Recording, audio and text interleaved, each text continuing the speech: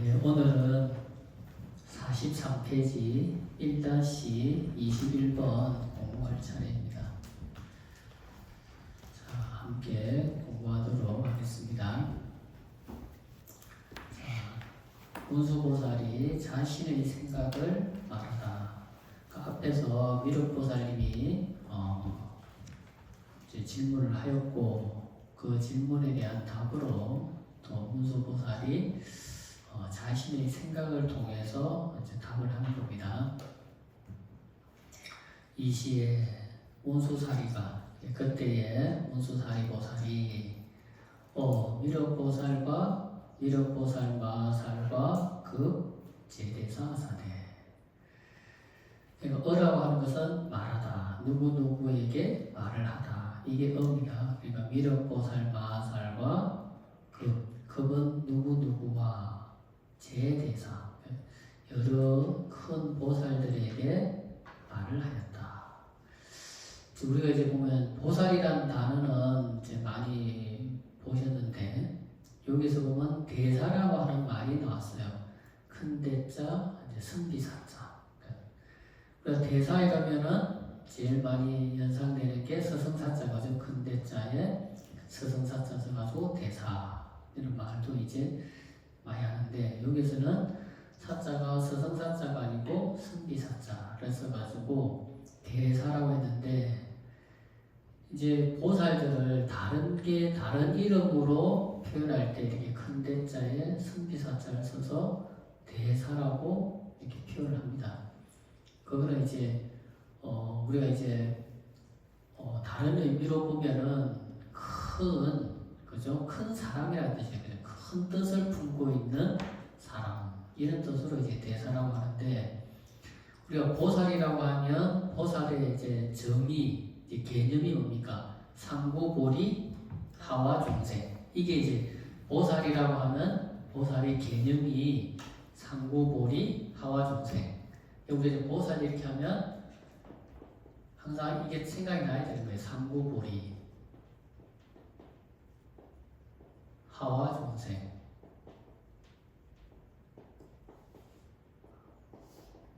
그러니까 보살이 뭐예요? 이랬는데 잘 모르겠어요. 하면 안 되고, 보살이 무슨 뜻이에요? 하면 상부보리 하와중생. 그래서 보살을 다른 말로 하면 대심중생이라고 해요. 대심중생.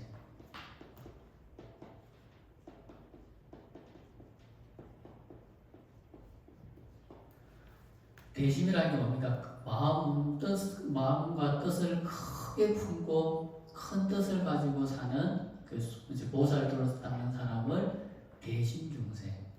그럼 이게 대심이란 말과 대사란 말이 묘하게 좀 연결이 되죠, 그죠? 네, 그래서 대심중생, 대사 다 똑같은 말이에요. 그래서 상부보리 하와중생이란 말을 다른 말로 하면 또 강유정이라고 해요. 다른 말로 하면 강유정이라고 하는 말은 뭐냐면, 깨달을 각자의 유정이라고 하는 건 중생이라는 말의 다른 뜻이 유정이에요. 그래서 강유정이라고 하는 것도 똑같아요.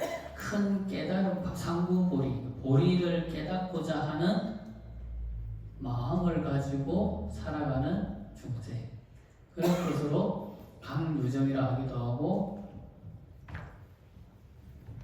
대심중생이라고 하기도 하고 보살이라 하기도 하고 이제 대사라 하기도 하고.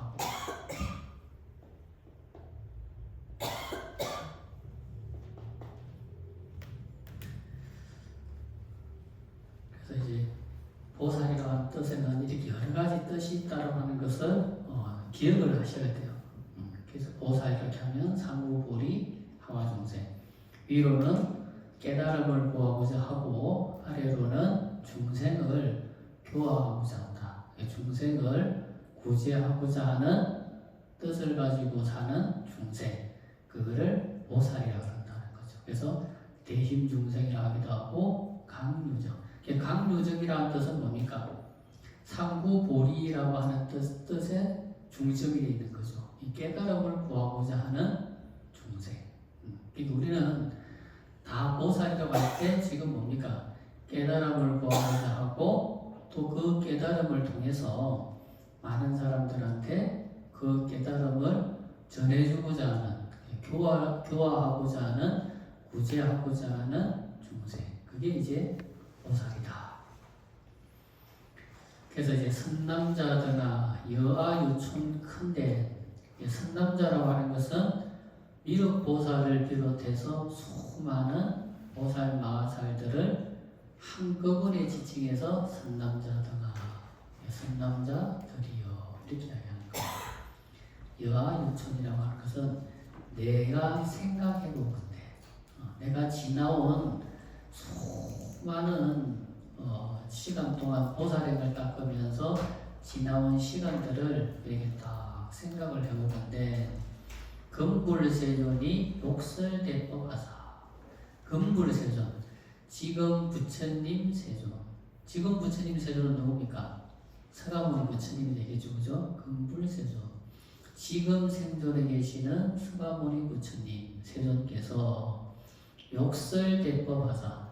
욕이라고 하는 것은 뭐뭐하고자 한다, 뭐뭐하려고 한다, 이런 뜻이 욕이에요. 그러니까 우리가 이제 내가 뭐 하려고 한다 이렇게 하면 이제 그게 욕이에요. 그래서 욕이라고 하는 것은 뭐뭐 하려고 한다, 무엇을 대법을 설하려고 하신다. 여기서 이 대법은 법화경을 대법이라고 이야기를 하는 거예요. 그래서 대법을 설하려고 하신다. 우대보보 하시며, 그래서 대법을 설하려고 하는 징조로서 나타나시는 상서가 뭐냐? 우대보보, 큰 법의 비를 비내리시며. 큰 법의 비를 비내린다라고 하는 것은 뭡니까? 수많은 중생들에게 이익되게 하고자 하신다. 우리가 법화경 5번째 품위 이름이 뭡니까?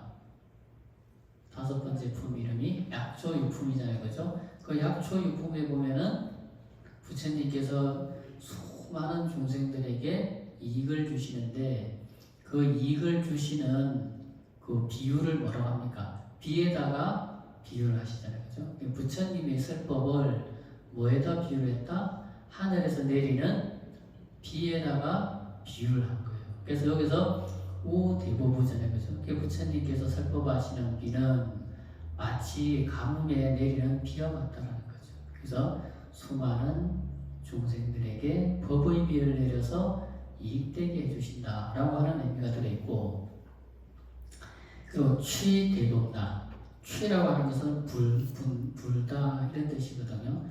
대법나를 보시며, 대법나는 뭡니까? 소라. 그 우리나라 같은 데는 잘 안 나오지만 티베트 불교 같은 데 보면 이렇게 길게 붕 이렇게 부는 거 있잖아요, 그죠? 그게 법나죠, 그죠? 큰 법나를 보시며. 그럼 이 법의 소라를, 법나를 부는 이유는 뭐냐면, 이것을 불어서 중생들을 불러 모으는 거예요. 그래서 그 티베트 불교 같은 데 보면 큰 법회를 하기 전에 그 스님들이 그 지붕이 올라가가지고 큰 나팔을 그 마을을 향해서 불어요. 그 불면은 그 마을에 그 나팔 소리가 들릴 거 아니에요, 그죠? 그럼 그는 뭐예요? 이제 오늘 큰 법회를 시작한다라는 것을 알리는 거예요. 마치 우리나라는 큰 법회를 할 때 타종을 5번을 하거든요. 큰 종을 5번 치는 거. 그건 뭡니까? 이제 법회를 시작하려고 합니다라고 하는 것을 그 도량에 있는 모든 사람들에게 알리는 거예요. 왜? 종소리만큼 크고, 그죠? 크게 울리고 한 공간에 일시에 동시에 전달할 수 있는 게 가장 효과적인 게 종이잖아요, 그죠? 그래서 우리가 법회 때 꼭 종을 치는 거 뭡니까? 이 종소리가 시방법계까지 퍼져서 지금 우리가 이 법회를 한다라고 하는 사실을 시방법계 불보살님들한테 알린 그런 상징성을 가지고 있는 거죠. 그래서 큰 소라를 부는 것은 지금 큰 법회를 한다라고 하는 것을 알리는 거예요. 그래서 불러 모으기 위한 수단이 거죠. 그리고 격대법고, 격이라고 하는 것은 친다라는 거예요. 그래서 큰 법의 북을 치며. 그러면 이 큰 이제 벚꽃을 치는 이유는 뭐냐면 소라를 부르는 것은 법회를 한다는 것을 알려서 중생들을 불러 모으는 역할을 하는 거고, 큰 법의 북을 치는 것은 뭐냐면 이제 모인 대중들을 기쁘게 하는 거예요. 기쁘게. 그래서 전에도 한번 설명을 했는데 북소리가 우리 심장의 울림하고 거의 똑같대요. 그래서 북을 치면 우리 심장이 좋다는 거예요. 북소리가. 그래서 이제 북을 치면 사람이 심장이 이렇게 뛴다는 거예요. 북소리에 맞춰서. 그래서 이제 역사 같은데 보면 이렇게 보면 전쟁을 하잖아요, 그죠? 전쟁을 할 때 전쟁을 알리는 신호가 뭐냐면 북소리예요. 둥둥둥둥둥둥. 이러면 사람이 흥분하고 사람이 이게 뭡니까? 의기가 양양해지는 거죠. 그래서 전쟁에 나가는데 임전무태할 수 있는 거예요. 전쟁하기도 전부터 사람이 간이 쫄아가지고 심장이 쫄아가지고 부들부들 떨면은 전쟁 못하는 거잖아요, 그죠? 그럼 어떻게 그때 그런 말하자면 간땡이가 붙는다 그러잖아요, 그죠? 간을 붙게 만드는 게 북소리라는 거예요. 그러니까 북을 둥둥둥둥 치면은 그 소리가 사람을 심장을 튼튼하게 해줘서 전쟁에 임하는데 아주 용감하게 임할 수가 있다는 거죠. 그래서 북을 친다라는 것은 이제 아까 그런 역할이 있는 거예요. 그래서 북을 친다라는 것은 모인 대중들을 환희롭게 하고 기쁘게 한다는 겁니다. 그리고 연 대법의, 그래서 이제 대법의 뜻을 연설하신다. 그래서 이제 법을 비 내리고 법나를 불고 벚꽃을 치는 것은 대법을 연설하는 데 필요한 이제 과정들인 거죠. 과정들. 그래서 이제 이렇게 하시는 걸 보면은 반드시 대법을 연설하려고 하시는 것이다라는 것을 알 수 있다라는 거예요. 자, 1-22번. 그래서 옛날의 일을 간단히 말하다. 선남제의 선남자야. 이것도 똑같은 거예요. 미륵보살과 그리고 앞에서 말한 팔만항하사의 보살들, 수많은 보살들을 다 선남자라고 지칭하는 겁니다. 선남자야. 아의 과거 제불에 정견 차서보니. 아라고 하는 것은 문수보살 자기 자신을 지칭하는 거예요. 자, 내가 과거 제불 전에서 지나간 수많은 부처님에게서 정견 차서 일찍이 이와 같은 상서를 본 적이 있다. 그러니까 문수보살은 과거에 수많은 불보살님들 밑에서 법을 들었고 또 수많은 불보살 밑에서 무엇을 담당했느냐? 바로 지혜를 담당하는 그런 보살로서의 역할을 하신 거예요. 그래서 지나간 세상 수많은 부처님 밑에서 자기가 이와 같은 일을 본 적이 있다라는 거예요. 본 적이 있으니 사광이하고는 이와 같은 광명을 톡 놓으시고는 적설 대법 하시더니. 그러니까 이 광명을 놓는 일과 대법을 설하는 일이 둘이 아니고 바로 하나더라는 거죠. 그래서 적설 대법, 곧 대법을 설하시더니. 그러니까 이제 법화경을 설하시더니 시고로 당지하라. 이러한 까닭으로 마땅히 알아라. 금불현광도. 금불은 아까도 말씀드린 것처럼 서가모니 부처님이에요. 지금 생존해 계시는 부처님도 현이라고 하는 것은 나타날 현에서 광명을 나타내시는 것도. 이게 보면 현이라고 하는 글자가 이제 두 가지가 있는데, 보면 이제 여기 나타날 현자, 나타날 현자가 있고, 나타날 현자가 있고, 이 현대할 때 현자 쓰잖아요, 그죠? 그리고 제 본명에 이제 현자, 드러날 현자, 이게 두 가지가 이제 경전에 많이 나오는데, 자, 이 현자는 뭐냐면 본래 있던 것이 드러나는 것을 현이라고 해요.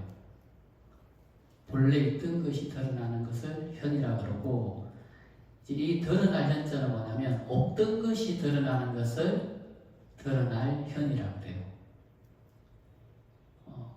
요거는 원래 있던 것이, 예를 들어 거울이 있잖아요. 거울이 때가 묻어서 거울이 잘 안 보여요. 그죠? 그러면 그 거울을 깨끗하게 닦았어. 닦아가지고 이제 거울의 광명이 나타났어요. 그죠? 그럼 뭐예요? 그거는 현광이에요. 원래 밝은 거울은 원래 비추는 성질을 가지고 있어요. 그죠? 근데 왜 안 보였어요? 더러워지고 번뇌가 묻고 때가 타서 안 보였던 거예요. 그래서 거울이 역할을 못 했는데 그걸 깨끗하게 닦으니까 거울에 본래 비추는 기능이 빛이 나타났어요. 그럴 때는 현광 이렇게 하는 거예요. 그리고 현자는 뭐냐면, 드러날 현자는 뭐냐면 아예 없던 것이 드러나는 것을 드러날 현 이렇게 이야기하는 거예요. 그래서 현광 이렇게 하면, 현 이렇게 하면은 있던 것이 나타나는 것을 현이라 한다. 그럼 이 현광이 뭡니까? 본래 부처님이 광명이, 그죠? 가지고 있던 광명을 나타내신 거예요.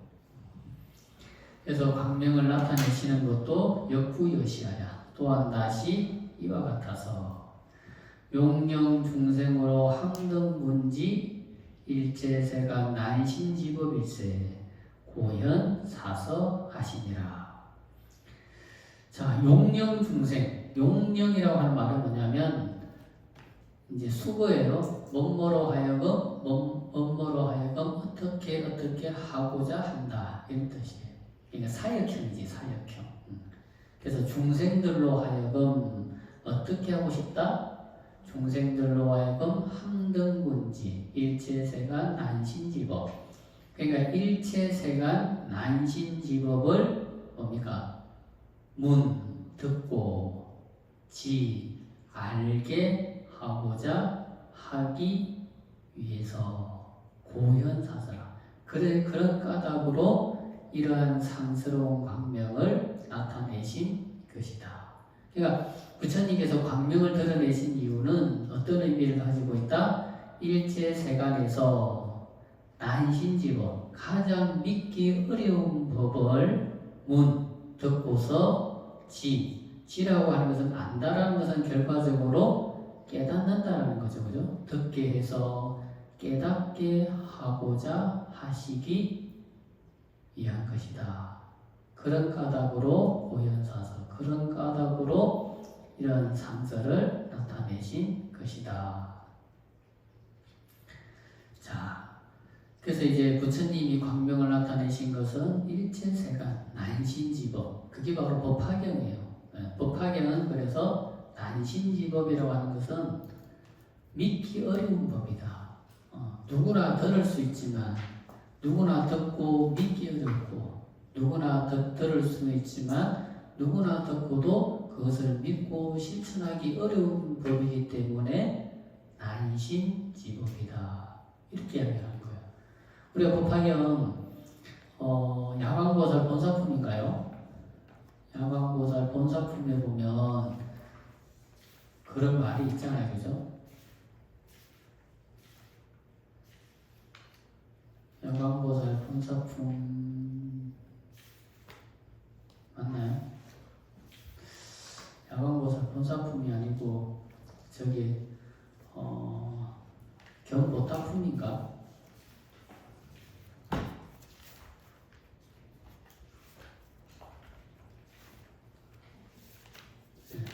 견보타품에 보면 그죠? 474페이지.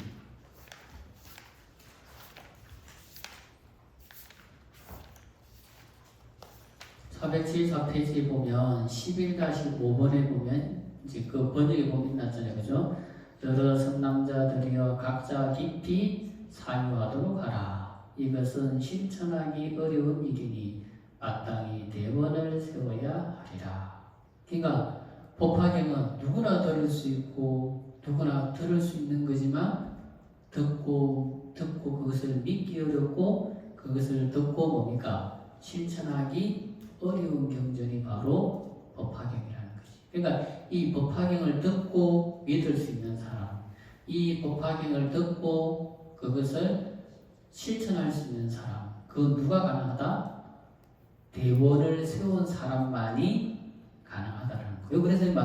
그래서 마땅히 대원을 세워야 하리라 그랬잖아요. 그러니까 듣고 믿을 수 있는 사람, 듣고 실천할 수 있는 사람은 대원을 세운 사람만이 가능한 거예요.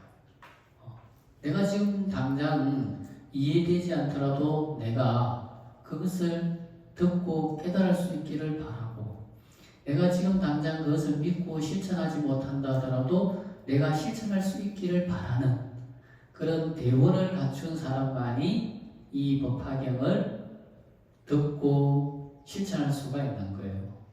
그래서 이 법화경은 안신직업이라 하는 이유가 바로 여기 있는 거예요. 자, 그래서 1-23번. 자, 옛날의 일을 자세히 말하다.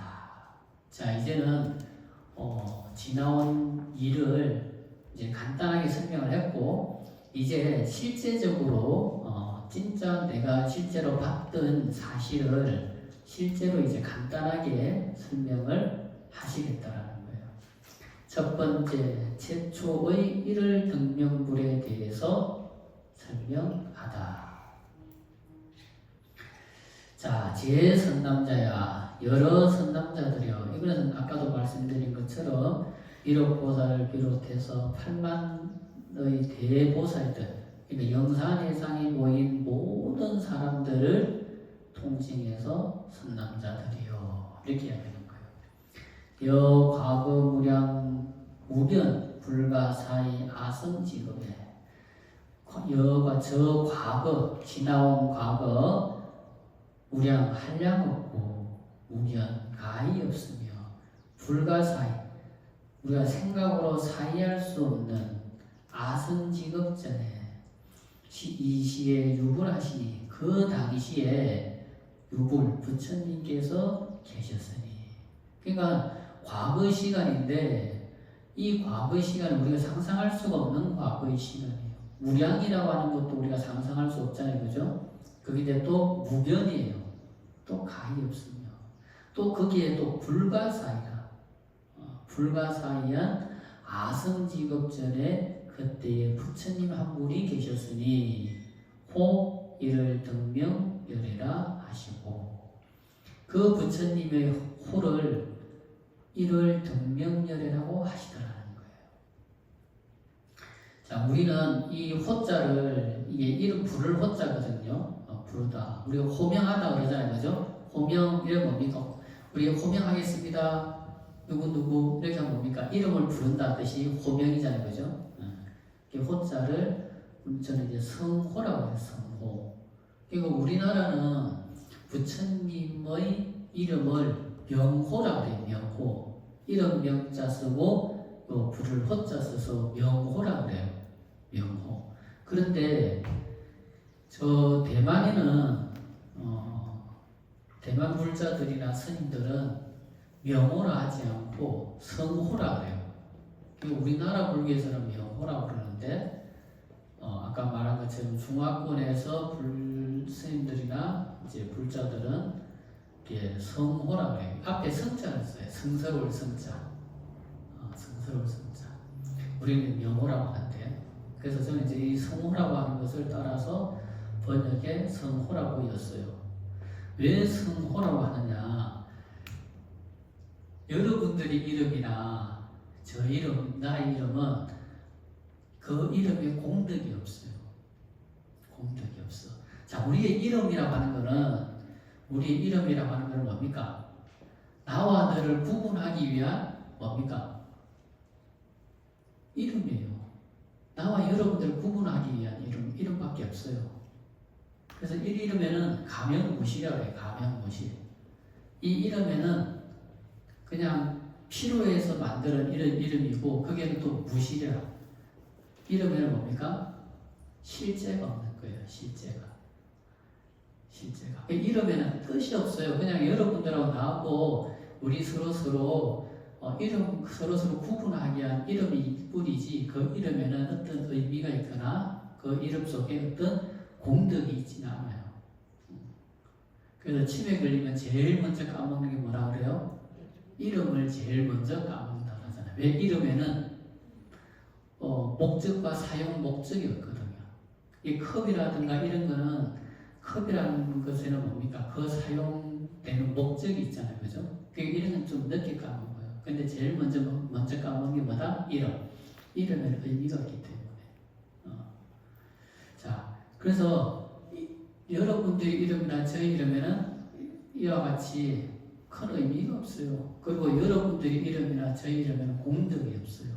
누가 아무리 석현스님을 1000번, 10,000번, 10,000번 해도 내 이름에는 아무런 공덕이 없어요. 그렇지만 우리가 아미타불이나 서가모니불이나 간세음보살이나 운수보살님이나 미륵보살님이나 이런 보살님들 이름에 뭐가 있다? 공덕이 있어요. 공덕이. 그래서 아무리 일정무식이라도 그냥 간세음보살님만 간단하게 지극한 마음으로 하거나, 아미타불만 하거나, 그죠? 서가모니불을 하거나 하나만 간단하게 해도 뭐가 있습니까? 공덕이 있잖아요. 가피가 있잖아요. 그죠? 그러니까 불보살님의 이름은 공덕이 있고, 그 공덕을 통해서 우리가 생사번뇌에서 벗어날 수 있는 강력한 힘을 가지고 있어요. 그래서 이름이라고 하기보다는, 명호라고 하기보다는 성호라고 하는 것이 더 맞지 않나, 그런 생각이 들어요. 그래서 우리는 제 번역에는 명호라 하지 않고 다 성호라고 한 이유가 거기 있는 거예요. 자, 그러면 이제 부처님의 모든 부처님들은 다 이와 같이 성스러운 이름을 가지고 있어요. 성스러운 이름. 그 성스러운 이름에는 다 뭐가 있다고 그랬어요? 공덕이 있다고 그랬어요. 왜 공덕이 있느냐? 모든 부처님들은 닦으신 수행에 의해서 그 이름이 얻어지는 거예요. 우리는 필요에 의해서 이름을 만들어서 쓰고 붙이고 사용하는 것 뿐이지만, 불보살님의 이름에는 그분이 닦아온 수행이, 닦아온 지혜가 그 이름 속에 다 들어가 있는 거예요. 그래서 모든 부처님의 이름에는 한량없는 공덕이 있고, 또 한량없는 공덕에 따라서 부처님의 이름이 얻어진다라는 거예요. 그러니까 누가 지어주는 게 아니에요. 그 공덕에 의해서 그 이름이 얻어지는 거예요. 서가모니 부처님도 마찬가지잖아요. 그죠? 수기를 받을 때 서가모니라고 하는 수기를 받았어요.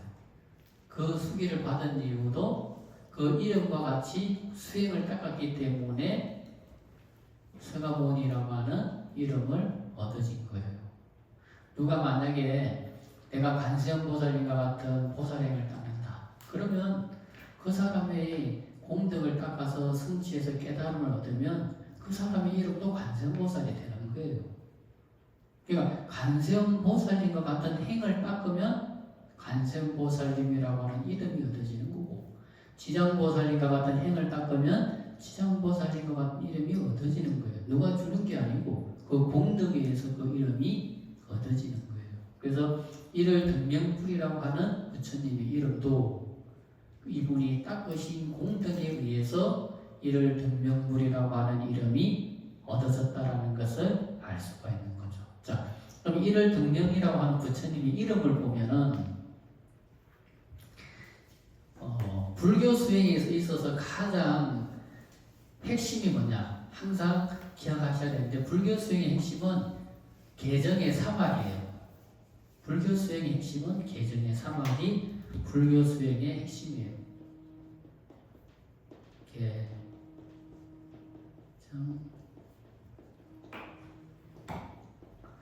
이 개정해를 사막이라고 해요. 사막. 그래서 개정의 사막이 바로 불교 수행의 핵심이에요. 자, 그럼 일을 등명불이라고 하는 부처님의 이름을 보면은 이 부처님이 어떤 수행을 했는지 알 수가 있어요. 자, 일, 월, 등. 자, 일월 등명이잖아요. 그죠? 그 명자는 다 쓸게요, 일단. 자, 일명. 일에다가 이제 이 명자를 일월 등명인데 이 명자를 지우고 자, 여기다가 일명에다가 붙여볼게요. 일명. 또 월에다가 붙여볼게요. 월명. 자, 등에다가 붙여볼게요. 등명.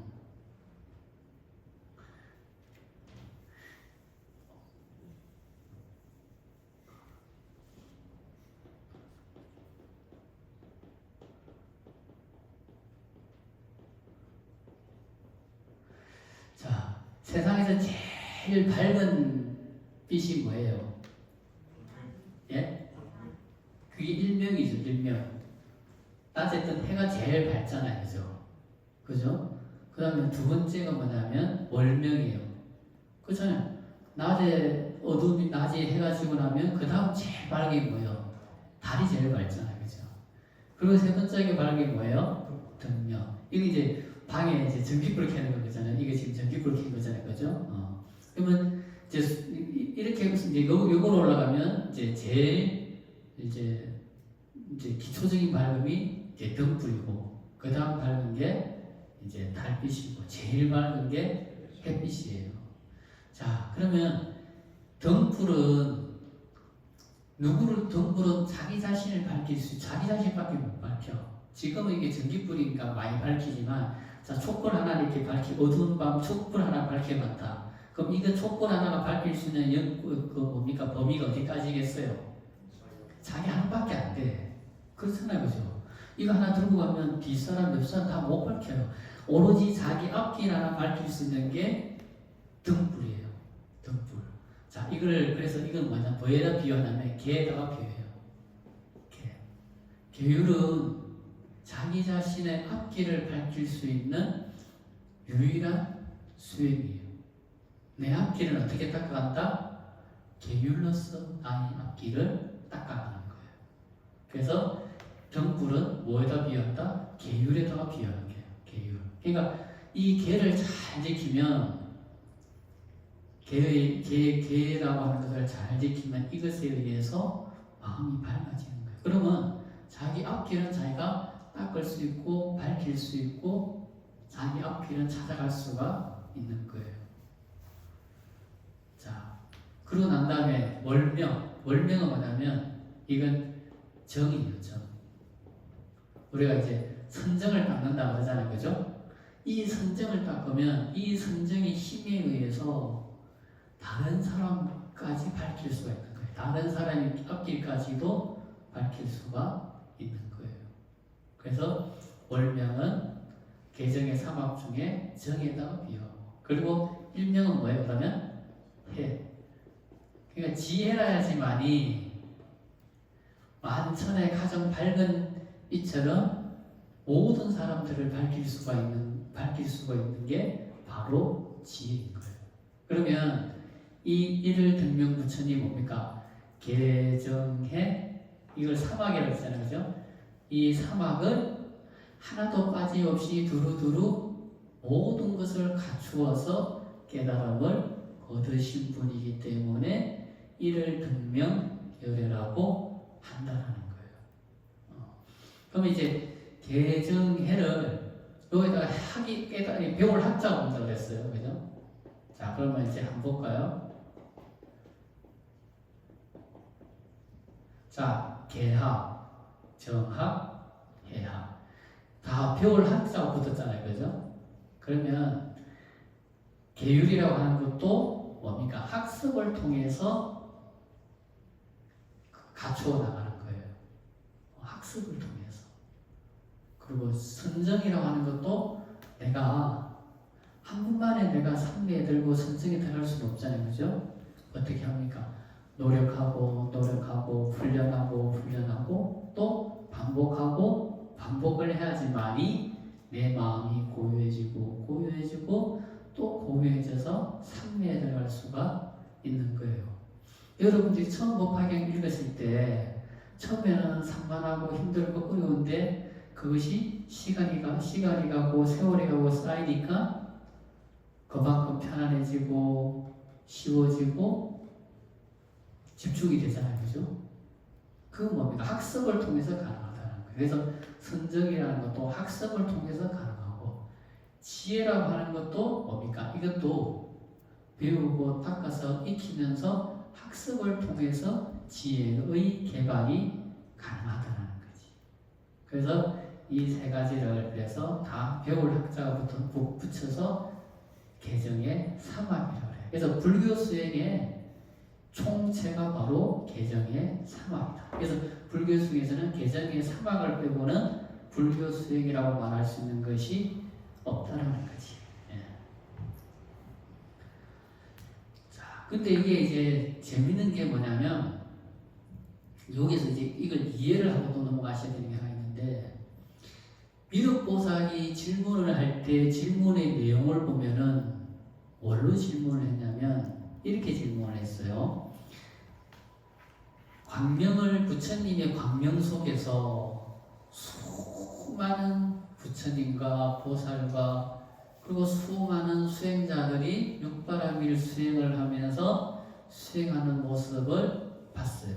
그건 어디서 봤어요? 광명 속에서. 그죠? 광명 속에서. 이 광명이라고 하는 지금 현재죠, 그죠? 현재 광명 속에서 봤는데 이것은 뭡니까? 공간 속에서 본 거예요. 공간 속에서 본 거예요. 그죠?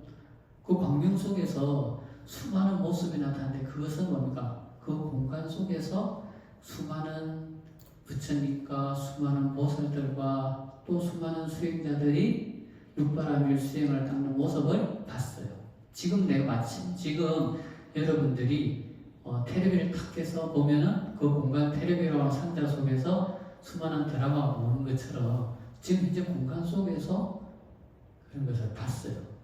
그죠? 그런데 질문은 공간 속에서 본 것을 질문을 하고 있는데 문수보살은 반대로 뭘 이야기하고 있어요? 과거. 그죠? 과거에 부처님이 계셨는데, 과거 유물이죠. 과거에 부처님이 계셨는데, 그 부처님의 이름이 소모가 1월 등명절에 부처님이시더라. 이렇게 하면서 이야기하고 있어요. 이건 뭐예요? 과거라고 하는, 이건 시간이잖아요. 그죠? 이건 시간이잖아요. 자, 분명히 미륵보살은 광명 속에서 본 것을 공간적인 측면에서 질문을 했어요. 현재 공간 속에서 봤던 걸 질문을 했는데 문수보살은 그것을 답을 하기를 공간적인 측면에서 이야기하는 게 아니고 시간적인 측면에서 이야기를 하고 있는 거예요. 시간적인 측면. 그러면 이제 우리가 시간이 됐든 공간이 됐든 뭡니까? 다 똑같은 거예요. 시간이 있다고 하는 것은 공간이 있어야 돼요. 그러니까 시간과 공간은 함께 가는 거지 시간과 공간이 따로 가는 게 아니라는 거예요. 시간이라고 하는 것은 공간이 있어야 시간이 있고 시간이 있다고 하는 것은 공간이 있는 거예요. 공간이 있다고 하는 것은 시간이 있는 거지. 그러니까 질문한 사람은 공의 입장에서 공간이라고 하는 측면을 했는데 이제 답을 하는 사람은 시간이라고 하는 측면에서 답을 하고 있다는 거지. 예. 그래서 이제 시간과 공간의 측면에서 질문을 하고 답을 하지만 그건 같은 거예요. 그러니까 이제 아까도 말한 것처럼 공간 속에는 항상 시간이라는 개념이 들어가 있고 시간이라는 하는 개념 속에는 항상 공간이 들어가 있는 거예요. 그래서 공간적인 측면에서 질문을 하든 시간적인 측면에서 답을 하든 그것은 같을 수밖에 없는 거예요. 왜? 이 이제 뒤에 이제 방편품에서 가면 나오겠지만 재물의 도는 재물도덕이라. 재물의 도는 같은 거예요. 모든 부처님은 똑같기 때문에 시간적인 측면에서 답을 하든 공간적인 측면에서 질문을 하든 똑같은 거예요. 시간과 공간이라고 하는 것은 함께 존재하기 때문에 공간적인 측면에서 질문을 하든 시간적인 측면에서 답을 하든 아무런 관계가 없다. 예.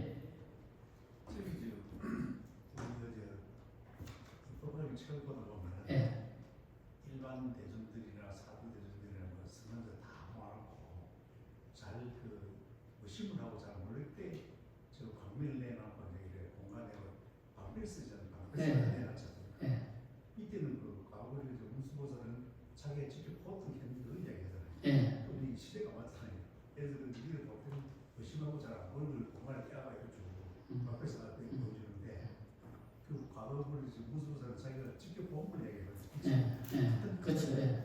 그러니까 이제 그렇게 보면 다른 것 같잖아요, 그죠? 근데 왜 같다라고 이야기를 하냐면 지금 서가모니 부처님께서 광명을 놓고 그 광명 속에서 수많은 아까 말한 것처럼 부처님과 보살과 수행자들의 모습을 보여줬잖아요, 그죠? 그리고 미륵보살은 이런 현상이 나타난 이유가 왜 이런 현상이 나타났냐라고 말했어요. 지금 현재 공간적인 측면에서. 근데 미륵보살은 뭐라 그래요? 과거에 내가 과거로 돌아가서야 해요. 그 말은 뭡니까? 과거에 내가 지금 현재 같은 모습을 내가 옛날에 과거에 똑같은 것을 봤다라는 거예요.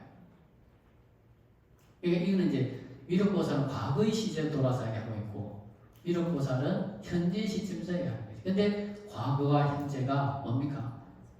이어져 있잖아요. 이어져 있잖아요. 그리고 과거의 부처님의 도나 현재 부처님의 도나 같기 때문에 그렇게 말할 수가 있다. 그러니까 재불동도로 있어요. 모든 부처님의 도는 똑같다는 거예요. 현재의 부처님이나 과거의 부처님이나 그 도가 똑같기 때문에 과거의 시점에서 이야기하든 현재 시점에서 이야기하든 똑같은데, 근데 이거 이제 미륵보살인지 문수보살은 과거에 옛날에 그와 같은 것을 있었다. 그러니까 과거에 그런 일이 있었다라고 하는 것은 똑같은 걸 내가 봤기 때문에 지금 현재 이런 모습이 나타난다라고 하는 것은 과거에 그렇게 부처님이 광명을 놓고 법화경을 설했기 때문에 지금 현재 서가모니 부처님도 아마 똑같이 이제 법화경을 설하려고 하시는 거다. 이렇게 되는 거죠. 자, 그래서 이제 응공, 정변지, 명행족, 선서, 세간에 무상사, 주어장부, 천인사, 불, 세존이라 하시니라. 자, 응공이라고 하는 것은 뭐냐면 마땅히 공양받아야 할 뿐, 공양받아 마땅할 뿐이라는 거죠. 그러니까 마땅히 우리가 공양 올려야 할 뿐이라는 거예요. 그리고 마땅히 공양받을 만한 자격을 갖춘 분, 그런 뜻이 응공이고, 정변지라고 하는 것은 뭡니까?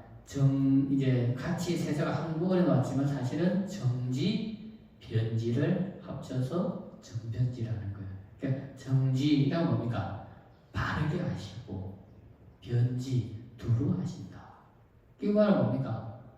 모르는 것이 없이 다 하신다. 이런 뜻을 정변지 이렇게 하는 거죠.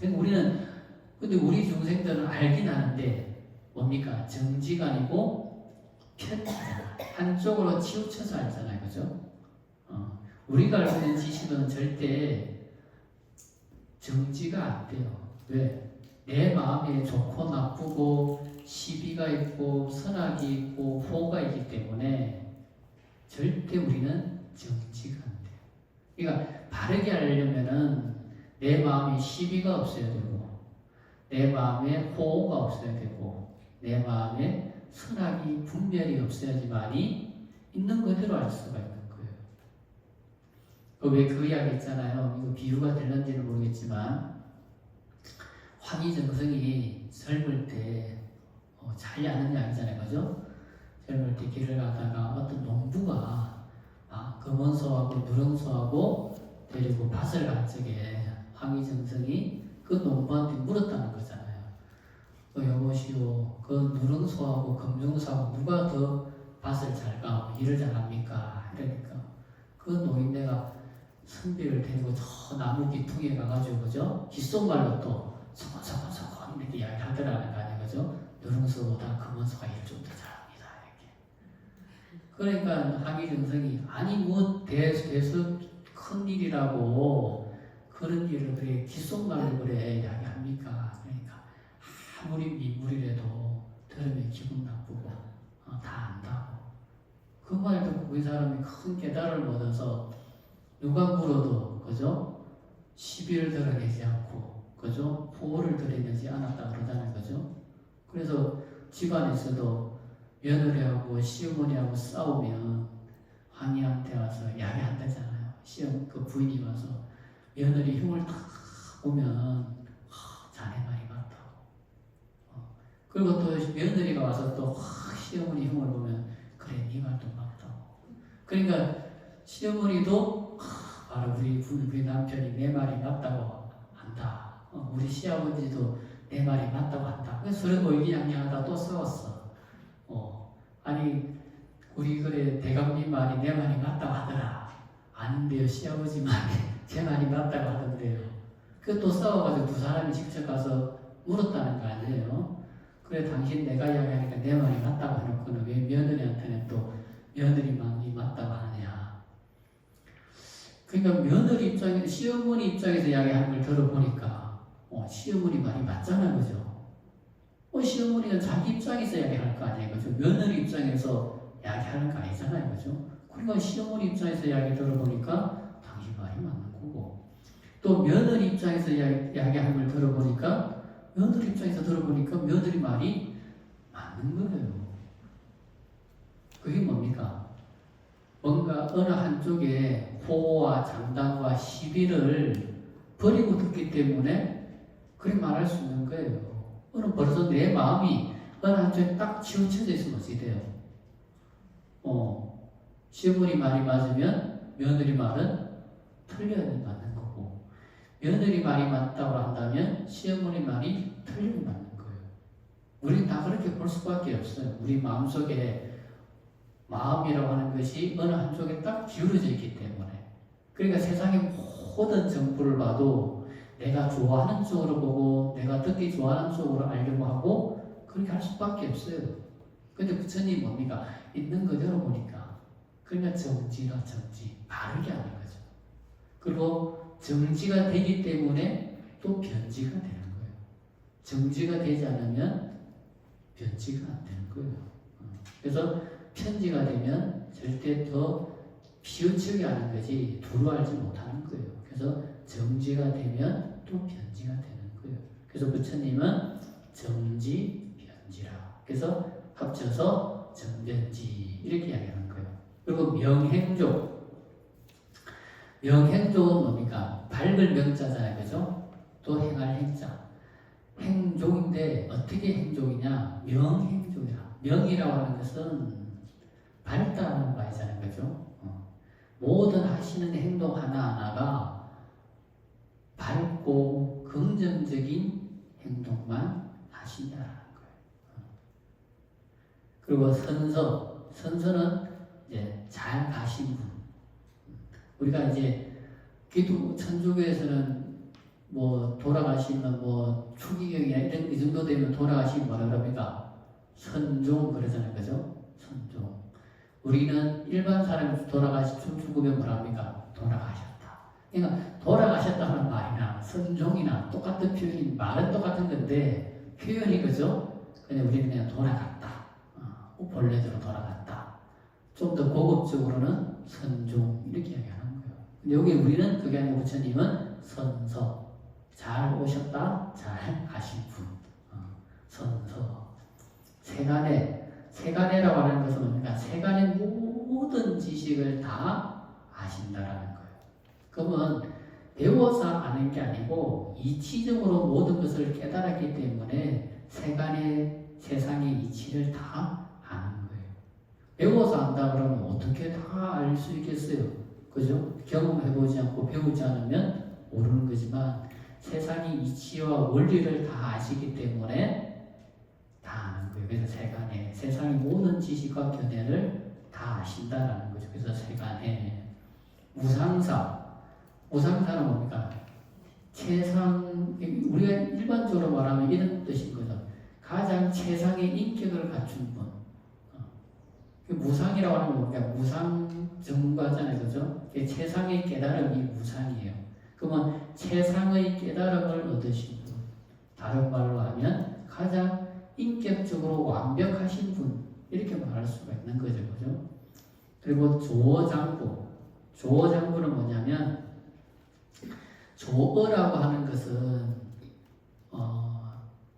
이제 우리가 운전을 잘 하는 사람을 뭐라 그러냐면 조어라고 그럴 거예요. 조어. 운전을 잘하는 사람. 옛날에 말을 잘 이제 말을 잘 다루는 사람을 조어라고 해요. 조어. 그럼 여기서의 조어장부는 뭡니까? 누구를 잘 다룬다? 자기 자신을 잘 다루는 거예요. 자기 자신의 마음을 잘 다루는 거예요. 이게 세상에서 가장 어려운 게 뭡니까? 다른 사람을 조종하는 게 어려운 게 아니고 세상에 가장 어려운 건 뭡니까? 자기 자신을 다룰 줄 아는 사람. 자기 자신의 마음을 다룰 줄 아는 사람이 그 사람이 세상에서 최고 뛰어난 사람인 거예요. 그래서 부처님은 자기 자신을 잘 제어할 줄 알고 자기 자신을 가장 잘 완벽하게 다룰 줄 아시는 분이라는 거죠. 그래서 전쟁에서 이기는 사람보다 자기 자신을 이기는 사람이 더 대단하다라는 말을 하잖아요. 그죠? 그래서 조어장부라고 하는 것은 모든 번뇌를 이겨서 자기 자신을 이기신 분이 바로 조어장부라는 거예요. 그리고 천인사는 뭡니까? 인간과 천상에 있어서 가장 뛰어난 서서 그런 뜻으로 이제 천인사. 그러니까 천사, 인상가죠. 하늘에 있는 모든 신들의 스승이고 인간의 모든 인간의 스승이라는 뜻으로 천인사. 그리고 불이라고 하는 것은 뭡니까? 깨달으신 분 이런 뜻이라는 거죠. 깨달으신 분. 세존은 뭡니까? 이 세상에서 가장 존귀하신 분. 그런 뜻으로 세존 이렇게 이야기하는 거예요. 자, 그럼 이제 이렇게 하고 한 10분 쉬었다가 이어서 공부하도록 하겠습니다.